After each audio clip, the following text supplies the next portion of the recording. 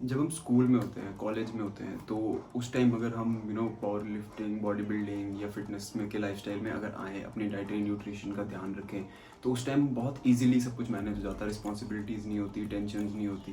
But जैसे-जैसे as हमारी बढ़ती जाती है और रिस्पॉन्सिबिलिटीज़ बढ़ती जाती हैं, तो उसके साथ-साथ हमारी जो जितनी ये हैबिट्स होती हैं, वो भी छूट जाती हैं। तो आज मैं आपके लिए लेकर आया हूँ वो 4 रीज़न जिसकी वजह से ऐसा होता है, जिससे हम प्रोग्रेस कर जाते हैं एक अनहेल्दी लाइफ़स्टाइल की तरफ, और उसके रीज़न्स और उसके कुछ सॉल्यूशंस। तो वीडियो को एंड तक देखते रहिए, और अगर ऐसा कंटेंट पसंद है तो प्लीज़ सब्सक्राइब करके बेल का बटन दबा के हमें और ज़्यादा मोटिवेट करते रहिए। तो मिलते हैं म्यूज़िक के बाद।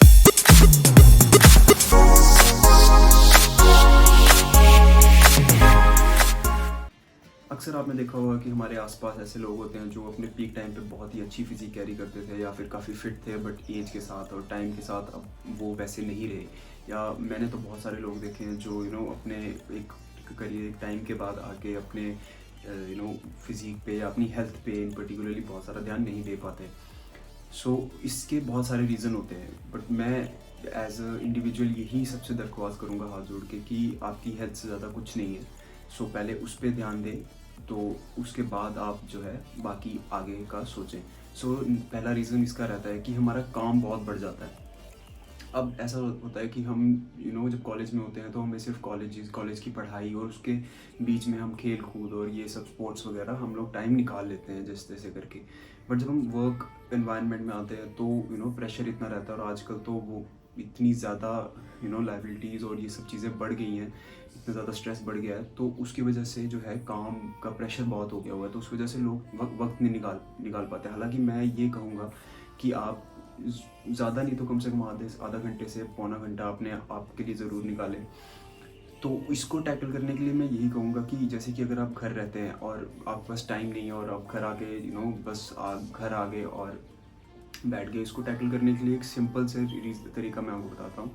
आप एक स्मार्ट वॉच कैरी करिए, और इस पे अपने 10,000 टू 12,000 स्टेप्स डेली कोशिश करिए करने की, और इसको स्टार्ट करिए 5,000 स्टेप्स। एक गोल रखिए कि week by the end of the week मुझे 35,000 स्टेप्स कंप्लीट करने हैं, and then move on to the next goal target which is 6,000, then 7,000, steadily move up to 12,000।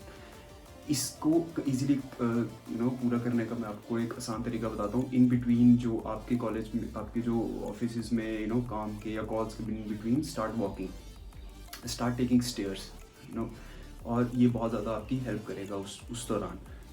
और उसके बाद जो आप इसको भी करके रात को जब आप अपना डिनर कर लें, तो ट्राई करिए कि जो भी कॉल्स आप बैठ के करते हैं, या जो भी कुछ आपने फ़ोन पे hundreds of millions of content हम जो कंज्यूम करते हैं, वो आप कोशिश करिए कि आप वॉकिंग के दौरान करते जाइए। इससे आपकी बहुत ज़्यादा हेल्प मिलेगी। अगर आपको किसी कॉल भी आ रही है, चाहे वो 1 मिनट की कॉल है, 2 मिनट की कॉल है, तो कोशिश करिए कि उसको वॉक करते हुए उसे पूरा करिए।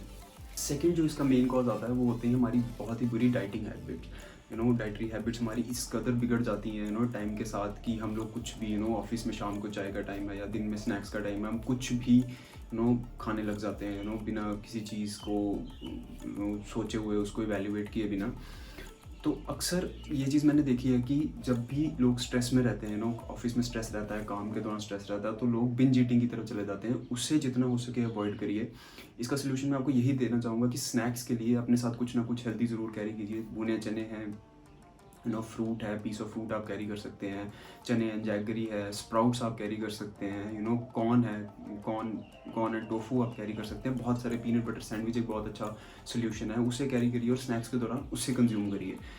मैं पूरी तरह से तो नहीं डाइटिंग में बिलीव करता। Flexible dieting is a good option अगर आप एक प्रोफेशनल एथलीट या फिर एक प्रोफेशनल बॉडी बिल्डर नहीं है, तो flexible dieting is a good solution. So try करिए कि आप उसकी तरफ बढ़ें। 80% आप अपनी डाइट क्लीन करिए, 20% आप जो है जंक की तरफ जा सकते हैं, but that's a different thing. ध्यान रखिए कि आपकी हेल्थ पे उसका असर ना पड़े। तो कोशिश करिए कि आपकी जो मील्स हों, जैसे कि हम घर आते हैं और देखा होगा आपने कि बहुत सारे लोग जो सर्टन एज पे पहुंच जाते हैं, उन्हें उतना ज़्यादा ध्यान नहीं देते। वो घर आते हैं, सिंपली अपना खाना खाते हैं एंड देन बैठ जाते हैं। आप कोशिश करिए अपने मील्स को पोर्शन करने की। Age is just a number. आप कभी भी चाहे फिट हो सकते हैं, तो आप कोशिश करिए ज़्यादा से ज़्यादा कि ज़्यादा से ज़्यादा जल्दी आप फिट हो सकें।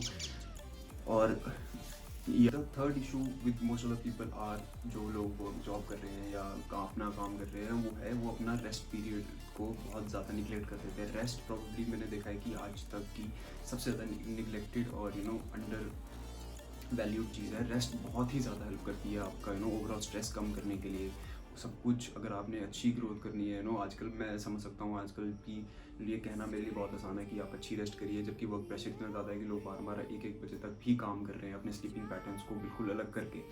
सो कोशिश करिए कि आप जो है अपना एटलीस्ट अपना जो रेस्टिंग जो पीरियड है उसे रेस्ट के लिए ही रखें। काम होता रहेगा, काम हो जाएगा। कोशिश करिए कि आप काम अपना टाइम पे ही कंप्लीट कर सके। एक बहुत बड़ा इशू रहता है लोगों के साथ कि जैसे बाय द मैं एक मार्केटिंग का स्टूडेंट, तो मैं उसी की एग्जांपल दूंगा कि बाय द जब हम 30 डेज़ के लिए हमें महीने के पहले जब हमें टारगेट असाइन होते हैं, तो मान लीजिए हमें महीने में 25 टारगेट्स अचीव करने हैं, तो क्यों ना हम उसे हर दिन का एक टारगेट लेके चलें and then by the end of the 25th हमारे पास 5 दिन फ्री होंगे, रैदर देन 20 तक हम कुछ काम ही ना करें एंड देन उसके बाद हम अपने टारगेट्स की तरफ जाना शुरू करें and then by the end of the 30th हमारे पास टारगेट्स इतने बल्क अप पाइल अप हो चुके होते हैं कि हमारे पास टाइम ही नहीं होता, ना खुद के लिए ना अपनी फैमिली के लिए। सो कोशिश करिए अपने काम को एक अच्छे बैलेंस के साथ मेंटेन करने के लिए और मेंटेन करने का, जो कि एक बहुत ही अच्छी चीज़ है, बहुत ही ज़्यादा हेल्प करेगी आपको। ओवरऑल आपके स्ट्रेस लेवल रिड्यूस हो जाएंगे। अगर आप अपनी रेस्ट अच्छे से करते हैं तो आपके स्ट्रेस लेवल रिड्यूस हो जाएंगे और आप देख पाएंगे अपने बॉडी के अंदर आपके एनर्जी लेवल्स अच्छे होंगे, डोपामाइन अच्छे से रिलीज होगा अगर आप अच्छे से रेस्ट करेंगे।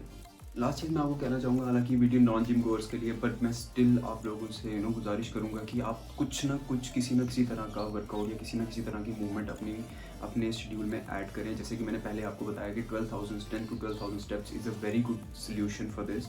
बट उसके साथ साथ मैं आपसे चाहूँगा कि आप कुछ ना कुछ ज़रूर करें, बीट लाइक जो आपका मन करे। अगर आप 1 मिनट के लिए पुशअप्स कर सकते हैं, आप 1 मिनट के लिए पुशअप्स कीजिए। 1 मिनट के लिए अगर आप सिटअप्स कर सकते हैं, आप सिटअप कीजिए। 1 मिनट के लिए अगर आप बॉडी वेट स्क्वाट्स कर सकते हैं, आप वो कीजिए।